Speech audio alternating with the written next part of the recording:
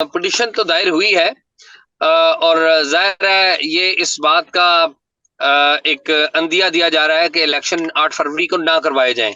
लेकिन मैं कल कोर्ट के अंदर मौजूद था जब चीफ जस्टिस साहब इलेक्शन कमिश्नर ऑफ पाकिस्तान की पिटीशन सुन रहे थे, तो मुझे एक बात की क्लैरिटी तो बड़ी नजर आई कि वो जो आम इंतखाबात कराने में चीफ जस्टिस जो हैं वो तो बड़े सीरियस हैं और संजीदा हैं, और साथ उनके साथी जजेस भी संजीदा और सीरियस हैं। लेकिन मेरे लिए एक छोटी सी हैरानकुन बात भी थी कि जस्टिस एजाजुल एहसन वो सुप्रीम कोर्ट में मेरी इत्तलात के मुताबिक अपने चैम्बर में मौजूद थे, तो मैं हैरान था कि वो क्यों नहीं आए इस अहम जो समाअत है उसके अंदर, जिसका जवाब अभी तक कम से कम मुझे नहीं मिला। तो लेकिन एक बात मुझे नजर आई है कि जस्टिस काजी फायज ईसा हो, जस्टिस तारिक मसूद हो, जस्टिस मंसूर अली शाह हो, जस्टिस एजाज हो, सुप्रीम कोर्ट की हद तक ये क्लैरिटी मौजूद है। लेकिन मेरे ख्याल में बहुत सारे एलिमेंट्स ऐसे हैं जो चाहते हैं कि इलेक्शन ना हो। मुझे नहीं लगता कि वो कामयाब हो पाएंगे। जी अच्छा, वो नहीं हो पाएंगे तो ये फिर पेशावर हाई कोर्ट का मामला जो है, देखिए ना, फिर इससे तो यही साबित होता है कि ये सुप्रीम कोर्ट की जो हुक्म है उसकी उसकी तामील नहीं की जा रही। क्या ऐसा तासुर नहीं लग रहा आपको? अपेरेंटली तो तासर यही है कि सुप्रीम कोर्ट ने जिस क्लैरिटी से कल कहा, तो उसमें आपको पता है जस्टिस बाकर नजफी के ऊपर जो चीफ जस्टिस साहब ने जो बातें की कि वो उन्होंने कोर्ट प्रोसीडिंग के दौरान कहा कि ये तो मिसकंडक्ट का के मुर्तकब हुए हैं। तो इस इतने क्लैरिटी के साथ अगर जज साहिबान के बारे में भी ये बात कह दी है, और अगर ये पिटीशन अभी एक नई हाई कोर्ट में दाखिल हुई है, तो मेरे ख्याल में हाई कोर्ट अगर इसे एडमिट करती है और इसके ऊपर प्रोसीड करती है, तो ये भी एक क्वेश्चन मार्क जरूर होगा कि क्या जो हाई कोर्ट में बैठे जो जज साहिबान हैं वो ऐसा क्यों कर रहे हैं। और ये आइन में लिखी हुई बात है, ये कोई ऐसा नहीं है कि लाहौर हाई कोर्ट का मसला है या पिशावर हाई कोर्ट का या खैबर पख्तूनख्वा में किसी अदालत का मसला है। ये तो आइन में लिखा हुआ है और बड़ी क्लैरिटी के साथ लिखा। तो कौन ये करवा कौन रहा है एजाज? ये काम कौन से ऐसे, आपने कहा कुछ एलिमेंट्स ऐसे हैं, ये कौन से एलिमेंट्स हैं? जरा कुछ नाजरीन के लिए और मेरे लिए रजा निशानदेही कर रजा भाई दीजिए। रजा भाई, मेरे ख्याल में आपको पता है हमारी स्टैब्लिशमेंट के अंदर कुछ लोगों का ये ख्याल है कि इलेक्शन ना करवाए जाएं, क्योंकि वो ये समझते हैं कि अगर इलेक्शन करवाए गए तो जो पीटीआई को जिस तरह से शिकस्त देने का मंसूबा है या थिंकिंग है वो नहीं हो सकेगी। वो लोग समझते हैं, स्टैब्लिशमेंट के अंदर बाज लोगों का ये ख्याल है कि अगर ये जो पीटीआई को मौका दिया गया और इलेक्शन हो गए, तो पीटीआई वो ज्यादा मुश्किलात पैदा करेगी जो जो पहले से थिंकिंग है या पहले से जो फ्यूचर का सेटअप बनाने की थिंकिंग है या सोच है या मंसूबा है उसमें। रजा भाई, मैं आपको एक बात बताऊं, आपको पता है इस बात का कि एस्टेब्लिशमेंट पे हम बड़ी तनकीद करते रहते हैं और मैं जाती तौर पे भी तनकीद करता रहता हूं जब भी कहीं एस्टेब्लिशमेंट का रोल नजर आता है। लेकिन ये पर्टिकुलरली ये जो वाकया हुआ है कि लाहौर हाई कोर्ट ने एक ऑर्डर जारी किया है, और वो ऑर्डर जो जारी हुआ है वो पीटीआई के उमर न्याजी की पिटीशन।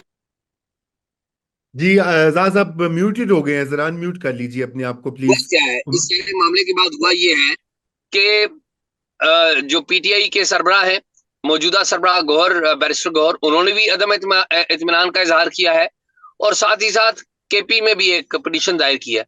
तो मुझे तो लगता यह है कि इस्टेब्लिशमेंट में या हमारे सिस्टम में कोई थिंकिंग होगी कि इलेक्शन मुलतवी किए जाएं या हो जाएं, लेकिन उस पर जो अमली इकदाम है वो पीटीआई कर रही है। यानी कि पीटीआई वो टूल बन रही है कि इलेक्शन मुलतवी हो। अच्छा, क्यों बन रही है, मैं उसकी भी बैकग्राउंड आपको बताता हूँ। पीटीआई के बाद वकला की मैंने ट्वीट्स देखी हैं, वो कहते हैं कि जी देखिए जी, इस तरह तो हम इलेक्शन की शफाफियत जो है उसके ऊपर सवाल भी नहीं उठा सकते। अब मैं आपसे जानना चाहता हूं कि देखिए, एतराज किसके ऊपर कर रहे हैं? एतराज कर रहे हैं जिले के अंदर जो तैनात इंतजामिया है उसके ऊपर कि वो आरओज डी आरओज वो ना लगे।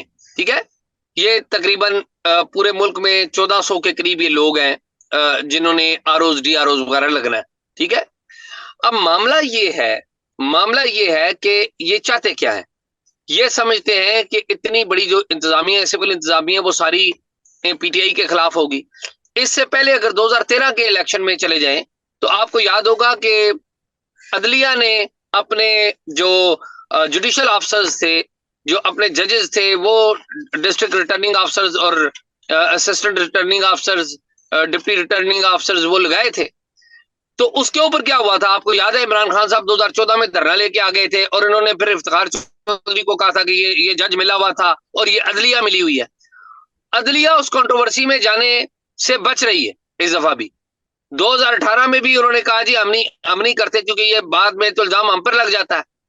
और फिर अब भी वो बच रहे हैं, तो अब किसने करना है? इंतजामिया ने करना है।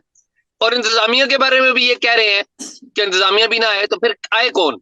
तो मतलब मुझे ये लग रहा है कि इंतखाबात मुलतवी करवाने में पीछे एस्टेब्लिशमेंट है या नहीं है, लेकिन आगे जो है वो पीटीआई जरूर नजर आ रही है। बिल्कुल। इस वक्त फैक्ट्स तो यही बताते हैं। तंजीला, आपसे मैं, आपने इस्तेकाम पाकिस्तान पार्टी की भी बात की है, तो मैं बस आप दोनों से एक एक मिनट लूंगा। और आईपीपी और का मुस्तकबिल आपको क्या दिखाई दे रहा है? ये आज तो हुमायूं अख्तर खान भी शामिल हो गए आईपीपी में। और क्या मुस्लिम लीग नून के साथ उनकी सीट एडजस्टमेंट हो जाएगी? और क्या वो भी हिस्सा होंगे अगली हुकूमत का? मेरा ख्याल है ये तो राइटिंग ऑन द वॉल है। जिस तरीके से इस्तेकाम पाकिस्तान बनी है और जिस तरीके से इस्तेकाम पाकिस्तान पार्टी में लोग आए हैं, जिन हालात में वो लोग आए हैं, ये मुमकिन नहीं है कि आप एक इतनी बड़ी पॉलिटिकल एक्टिविटी कराएं, चाहे वो बाय डिजाइन हो या बाय डिफॉल्ट वो बन गई हो जमात, मतलब जिस तरह के हालात पैदा हुए, उसको आप पावर शेयर ना दें और उसको आप इक्तदार में हिस्सा दिए बगैर मामलात को आगे चला लें। ये नहीं लगता आपको पता है कि पहले नून लीग ने थोड़ी सी माथे पे रख ली थी आंखें। उन्होंने कहा था कि नहीं, जितना ये शेयर मांग रहे हैं हम उतना शेयर नहीं दे सकते। पहले आपको याद है ना कि वो जब इस्तेकाम पाकिस्तान बनी थी उसके फौरन बाद ही इनकी आपस में कोई बातचीत होना शुरू हो गई थी और फिर थोड़े से मामलात उनके खराब हो गए। तो हमारे पास जो, मतलब मैं इत्तलात और तज्जिए दोनों को मिक्स करके आपको बता रही हूँ कि आईपीपी अगले निजाम में होगी, उनका शेयर भी होगा। और वो शेयर जो है वो उनकी ख्वाहिश कितनी है पाकिस्तान मुस्लिम लीग नवाज से, वो कितना शेयर मांगते हैं नहीं मांगते। देखिए, एक चीज जो अभी तक किसी को, जो कोई मेयर नहीं कर सकता, ना मैं ना आप ना ये निजाम उसको मेयर कर सकता, ना सहाफी कर सकते हैं, वो ये है कि 9 मई के वाकयात के बाद जब से खान साहब जेल में हैं, उनकी जो सपोर्ट बेस है वो कैसे रिएक्ट करेगी। मतलब ये एक ऐसा अंधा कार्ड है जिसके बारे में किसी को कोई फर्श और नहीं पता। सो हर कोई जो है ना, वो उस जो खेल रहे हैं वो उस कार्ड के ऊपर खेल रहे हैं, और जो जो डरे हुए हैं वो भी उसी कार्ड के ऊपर डरे हुए हैं। सो मेरा ख्याल है कि आईपीपी को इनको देना पड़ेगा हिस्सा। अदरवाइज जो वोट का जिस तरीके का पैटर्न लोग, मतलब लोगों को खदशात है ना बहुत सारे, और ये क्योंकि एक अंधा कार्ड है तो इसके ऊपर बहुत सारे लोग बहुत सारे दावे करते हैं। तो मुझे लगता है हाँ, कि वो एक ऐसा डिसाइसिव फैक्टर है कि जो किसी के हाथ में नहीं है। मतलब वो एक अंधा कार्ड है और है किसके पास ये भी किसी को नहीं पता, क्योंकि अब देखिए इसके ऊपर तो एक इत्तेफाक पाया जाता है ना कि एक सपोर्ट बेस है। वो सपोर्ट बेस कैसे रिएक्ट करेगी minus Imran Khan, nobody knows.